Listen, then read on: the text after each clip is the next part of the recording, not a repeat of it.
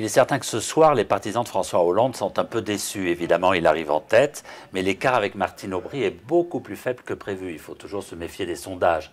Et je pense que dans le camp Hollande, on a trop fait confiance aux sondages. Il a sans doute été trop prudent pendant la campagne et notamment pendant les débats. Martine Aubry, elle a été plus audacieuse et finalement, ce soir, elle en remporte les fruits.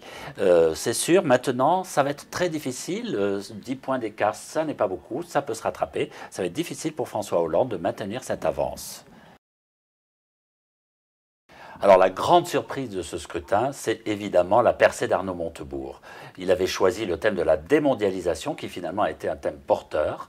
Il n'était pas très connu avant, maintenant ça y est, il s'est imposé dans le débat. Alors c'est lui, évidemment, ou du moins ses électeurs, qui ont les clés du scrutin, puisqu'il réalise vraiment un score très élevé. Ça ne sera probablement pas très facile pour lui de négocier avec Martine Aubry, avec laquelle il ne s'entend pas très bien, ni avec François Hollande, dont les thèses sont très opposées. Alors peut-être qu'il ne donnera pas de consignes et que ses électeurs arbitreront dans les urnes.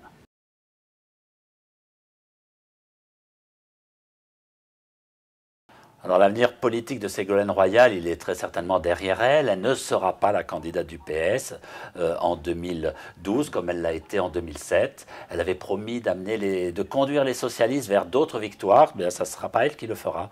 On peut penser que, au fond, elle a été victime de la nouveauté qui se portait cette année sur Arnaud Montebourg et non plus sur elle. Les gens qui choisissaient de voter pour quelque chose de nouveau, pour un discours novateur, eh bien, ils ont plutôt voté pour Arnaud Montebourg cette année.